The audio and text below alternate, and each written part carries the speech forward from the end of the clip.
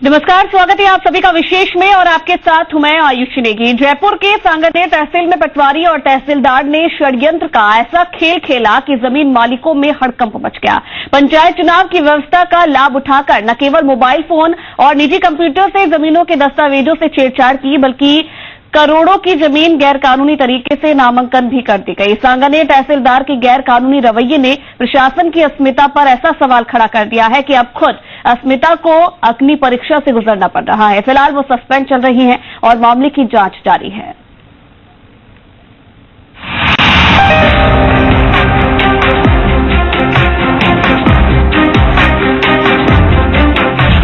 प्रशासन की अस्मिता पर सवाल।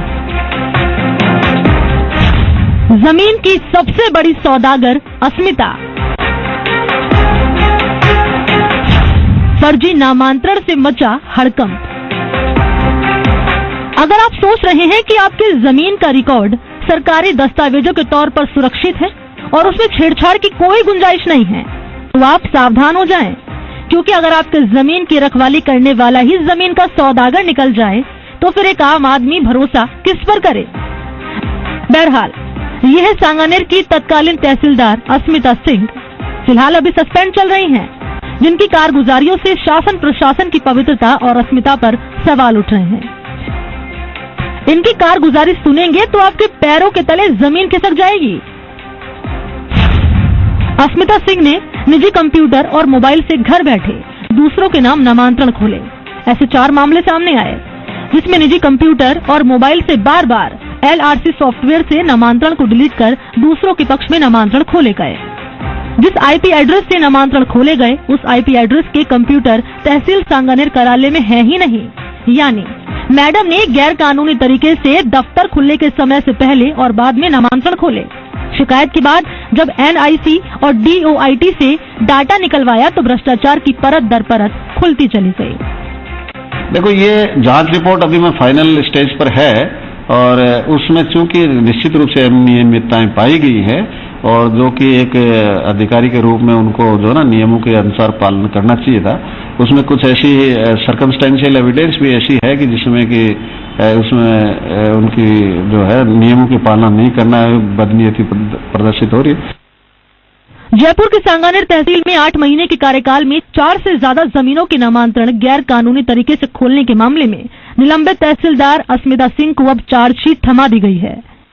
जांच रिपोर्ट अभी एक उसमें तैयार हो रही है और आजकल में उनको भेज दिया जाएगा। रेवेन्यू बोर्ड में चार्जशीट होना है, वो जाब में आने के बाद में आपको एक बार फाइनल करके मैं चार्जशीट इश्यू कर दूं, भेज दूं, उसके बाद में आपको सूचना दे दूंगी।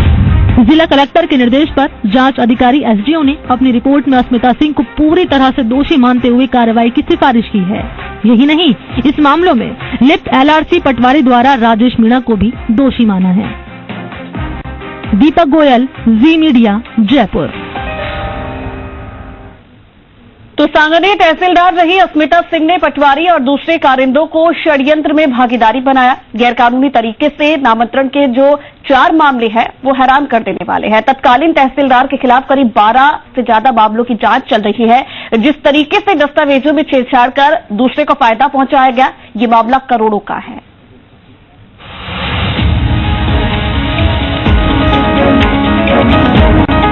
करोड़ों की जमीन से छेड़छाड़ कर फर्जी तरीके से दूसरों के नाम जमीनों के नामांतरण से जमीन मालिकों के बीच हड़कंप मच गया है।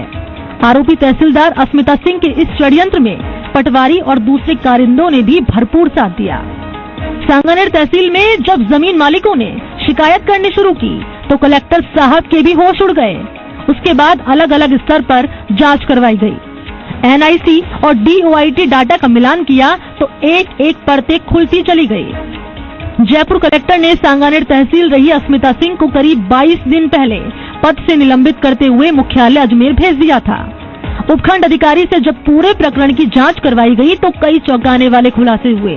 तहसीलदार और पटवारी ने नियमों को दरकिनार करते हुए जमीनों के नामांतरण खोल दिए। हल्के के पटवारी के चुनाव ड्यूटी में जाने के बाद उसके पीछे से इस पूरे काम को अंजाम दिया गया। चुनाव ड्यूटी में जाने के बाद पीछे से तहसीलदार ने लीव रिजर्व पटवारी राजेश कुमार मीणा को अतिरिक्त चार्ज देकर 4 नामांतरण प्रकरण खोलने की प्रक्रिया करवाई। सरकारी जो कार्मिक होते हैं, अफसर होते हैं, सरकारी समय के बाद काम नहीं करते हैं, लेकिन जब जेब में पैसा आता है तो उनकी उंगलियां देर देर रात तक कंप्यूटर के कीबोर्ड और मोबाइल पर चलती है। इस तरह की खुलासा कलेक्टर की एक जांच रिपोर्ट में सामने आया है, जहां पर 8 महीने तक करीब तहसीलदार के पद पर रही अस्मिता सिंह ने रात रात भर असली वारिसों की जमीनों को दूसरों के नाम कर दिया और करोड़ों रुपए का फायदा पहुंचा दिया। जो आप ये तस्वीरें देख रहे हैं, ये वो जांच जो जमाबंदी है, म्यूटेशंस हैं, उनकी है, जहां पर ऐसी तरीके से कंप्यूटरों के कीबोर्ड पर बटन दबाए गए और दूसरों के नाम जमीनें कर दी गई। जब कलेक्टर के पास इसकी शिकायत पहुंची तो कलेक्टर ने एनआईसी और डीओआईटी से इसका पूरा खाका निकलवाया, पूरा डाटा निकलवाया और उसमें सामने आया कि तहसील में करीब 8 कंप्यूटर सरकारी लगे हैं, लेकिन उनके जब आईपी एड्रेस निकाले गए तो एक भी आईपी एड्रेस इन जमाबंदी जो म्यूटेशंस हैं उन पर मैच नहीं खा रहे थे। आपको बताते हैं वो 4 प्रकरण जिसमें अस्मिता सिंह ने गैर कानूनी तरीके से नामांतरण खोला। ये है वो 4 प्रकरण। ग्राम झुझारपुरा उर्फ मेंदला तहसील सांगानेर खसरा नंबर 90 की 2.27 हेक्टेयर जमीन का नामांतरण गैर कानूनी तरीके से खोल दिया। इस जमीन पर न्यायालय उपखंड अधिकारी जयपुर सेकंड और अपर जिला एवं सत्र न्यायाधीश की ओर से स्टे दे रखा था। उसके बावजूद भी तहसीलदार और पटवारी ने मिलकर राम नारायण पुत्र रघुनाथ के नाम खोल दिया। इसी तरह मोहनपुरा तहसील सांगानेर में बद्री नारायण ने 2.42 हेक्टेयर जमीन का रजिस्टर्ड हक त्याग भाई सूरजमल के पक्ष में कराया था, जिसका नामांतरण संख्या 435 था, जो 22 अप्रैल साल 2021 को हुआ था।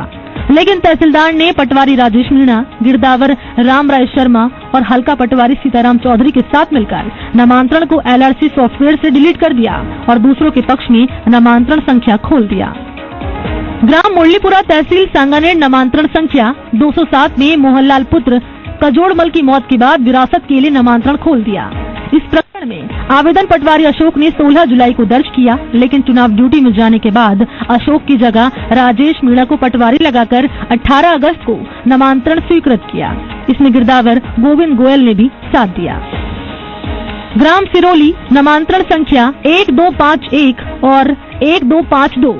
इस प्रकरण में बिना वारिसों की जांच किए नामांतरण खोला गया। ये भी राजेश मीणा द्वारा खोला गया, वो भी तब जब पटवारी प्रेम प्रकाश गुर्जर की चुनाव ड्यूटी में जाने के बाद राम प्रसाद मीणा को अतिरिक्त चार्ज सौंपा गया। बहरहाल ये तो सिर्फ एक बानगी है। तत्कालीन तहसीलदार के खिलाफ जयपुर कलेक्टर के पास करीब 12 से ज्यादा मामलों की जांच चल रही है।